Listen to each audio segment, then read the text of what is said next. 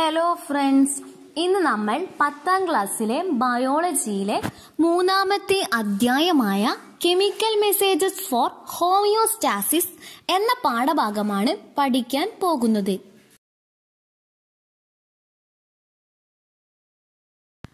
ഈ പാഠഭാഗത്തിന്റെ ആദ്യത്തെ പേജിൽ തന്നെ കൊടുത്തിരിക്കുന്ന ചിത്രത്തിലേക്കൊന്ന് ശ്രദ്ധിക്കൂ.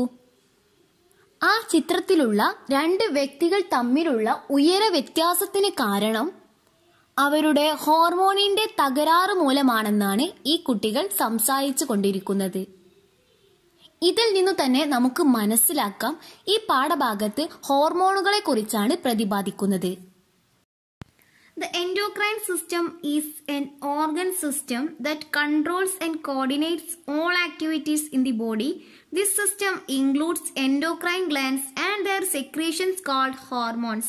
Hormones are chemical messengers that regulate cellular activities. The endocrine system is an organ system. Endocrine വ്യവസ്ഥ ഒരു അവയവ വ്യവസ്ഥയാണ്. That controls and coordinates. അത് ഏകോപിപ്പിക്കുകയും നിയന്ത്രിക്കുകയും ചെയ്യുന്നു. All activities in the body. ശരീരത്തിലെ എല്ലാ പ്രവർത്തനങ്ങളെയും നിയന്ത്രിക്കുകയും ഏകോപിപ്പിക്കുകയും ചെയ്യുന്ന അവയവ വ്യവസ്ഥയാണ് endocrine system. This system includes endocrine glands and their secretions called hormones. ഈ സിസ്റ്റത്തിൽ എൻഡോക്രൈൻ ഗ്ലാൻഡ്സിന്റെ സെക്രീഷൻസ് ആയ ഹോർമോൺസും ഉൾപ്പെടുന്നു. Hormones are chemical messengers. Hormones എന്നാൽ രാസസന്ദേശവാഹകരാണ്. ദാറ്റ് റെഗുലേറ്റ്, ആ ഹോർമോൺസ് നിയന്ത്രിക്കുന്നു. സെല്ലുലാർ ആക്ടിവിറ്റീസ്, കോശപ്രവർത്തനങ്ങളെ നിയന്ത്രിക്കുന്ന രാസസന്ദേശവാഹകരാണ് hormones. Endocrine glands do not have particular ducts to carry hormones to various tissues. Hence, they are known as ductless glands. Hormones are transported through blood. Endocrine glands do not have particular ducts. Endocrine ഗ്രന്ഥികൾക്ക് പ്രത്യേക തരം കുഴൽ സംവിധാനങ്ങൾ ഒന്നും തന്നെയില്ല. To carry hormones to various tissues. ഹോർമോൺസിനെ various ടിഷ്യൂസുകളിലേക്ക് എത്തിക്കാൻ. Endocrine ഗ്ലാൻഡ്സിൽ നിന്നും ഹോർമോൺസിനെ വേരിയസ് ടിഷ്യൂസുകളിലേക്ക് എത്തിക്കാൻ എൻഡോക്രൈൻ ഗ്ലാൻഡ്സിൽ പ്രത്യേക തരം കുഴൽ സംവിധാനങ്ങൾ ഒന്നും തന്നെ ഇല്ല. ഹെൻസ്, അതുകൊണ്ട് they are known as. Endocrine glands അറിയപ്പെടുന്നു ഡക്റ്റിലസ് ഗ്ലാൻഡ്സ് ആയി അറിയപ്പെടുന്നു.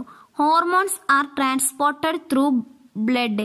എൻഡോക്രൈൻ ഗ്ലാൻഡ്സിൽ പ്രത്യേക തരം കുഴൽ സംവിധാനങ്ങൾ ഒന്നും തന്നെ ഇല്ലാത്തതുകൊണ്ട് ഹോർമോൺസ് വേരിയസ് ടിഷ്യൂസുകളിലേക്ക് എത്തിപ്പെടുന്നത് ബ്ലഡ് വഴിയാണ്, രക്തം വഴിയാണ് ഹോർമോൺസിനെ ട്രാൻസ്പോർട്ട് ചെയ്യുന്നത്.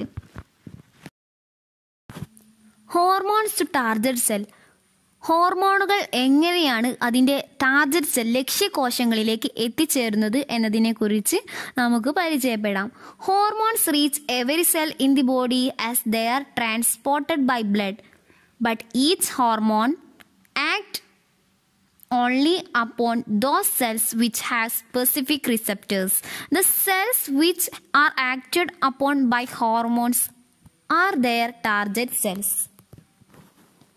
Hormones reach every cell in the body. ഹോർമോണുകൾ ശരീരത്തിലെ ഓരോ സെല്ലുകളിലും ഓരോ കോശങ്ങളിലും എത്തിച്ചേരുന്നു. As they are transported by ബ്ലഡിലൂടെ ട്രാൻസ്പോർട്ട് ചെയ്തുകൊണ്ട് ഹോർമോണുകൾ ശരീരത്തിലെ ഓരോ കോശങ്ങളിലും എത്തിച്ചേരുന്നു. But each hormone acts only upon those cells which have specific receptors. പക്ഷേ ഓരോ ഹോർമോണുകളും അതിന് അനുയോജ്യമായ സ്പെസിഫിക് ആയിട്ടുള്ള റിസപ്റ്റേഴ്സ് ഉള്ള കോശങ്ങളിൽ മാത്രമേ പ്രവർത്തിക്കുകയുള്ളൂ. The cells which are acted upon by hormone are their target cells. ഹോർമോണുകൾ ഉപയോഗിച്ചുകൊണ്ട് പ്രവർത്തിക്കുന്ന കോശങ്ങളാണ് അതിൻ്റെ ലക്ഷ്യകോശങ്ങൾ, ടാർഗറ്റ് സെൽസ് എന്ന് പറയുന്നത്. ഈ ചിത്രീകരണത്തിലേക്കൊന്ന് ശ്രദ്ധിക്കൂ. ഇവിടെ നമുക്ക് ഒരു രക്തക്കുഴൽ കാണാൻ സാധിക്കും. അതോടൊപ്പം തന്നെ ഹോർമോണുകളെയും കാണാം. ഈ രക്തക്കുഴലിന് താഴെയായി 2 സെല്ലുകളെയും നമുക്ക് കാണാൻ സാധിക്കുന്നതാണ്. രക്തക്കുഴലിലുള്ള ഓരോ ഹോർമോണുകളും അവരെ സ്വീകരിക്കാൻ കഴിയുന്ന ഗ്രാഹികളുള്ള അഥവാ റിസപ്റ്ററുകളുള്ള കോശങ്ങളിലേക്ക് പോവുകയാണ് ഓരോ ഹോർമോണുകളും ചെയ്യുന്നത്. രക്തക്കുഴലിന് താഴെയുള്ള 2 സെല്ലുകളിൽ അഥവാ കോശങ്ങളുടെ സെൽ മെംബ്രെയിനുകളിൽ റിസപ്റ്ററുകൾ അഥവാ ഗ്രാഹികളെ കാണാൻ സാധിക്കുന്നുണ്ടല്ലോ. രക്തക്കുഴലിൽ നിന്നുള്ള ഹോർമോണുകൾ റിസപ്റ്ററുമായി കൂടിച്ചേർന്ന് ഹോർമോൺ റിസപ്റ്റർ കോംപ്ലക്സ് രൂപപ്പെടുന്നു. ഇതിന്റെ പ്രവർത്തന ഫലമായി സെല്ലിനകത്തുള്ള എൻസൈമുകൾ പ്രവർത്തിക്കുന്നു. അപ്പോൾ സെല്ലുലാർ ആക്ടിവിറ്റീസ് കോശപ്രവർത്തനങ്ങളിൽ ചേഞ്ചസ് സംഭവിക്കുന്നു. Only those cells having specific receptors can receive a specific hormone. Each hormone molecule binds with the receptor to form a hormone receptor complex. Following these, enzymes are activated within the cell and certain changes occur in cellular activities. Only those cells having specific receptors can receive a specific hormone. അതത് ഗ്രാഹികളുള്ള കോശങ്ങൾക്ക് മാത്രമേ അതത് ഹോർമോണുകളെ സ്വീകരിക്കാൻ കഴിയൂ. Each hormone molecules binds with the receptor to form a hormone receptor complex. ഓരോ hormone മോളിക്യൂളും each hormone molecule ബന്ധിച്ച് വിത്ത് receptor ഗ്രാഹികൾ അല്ലെങ്കിൽ റിസപ്റ്ററുമായി ബന്ധിച്ച് ടു ഫോം രൂപപ്പെടുന്നു A hormone receptor complex. Hormone receptor complex രൂപപ്പെടുന്നു.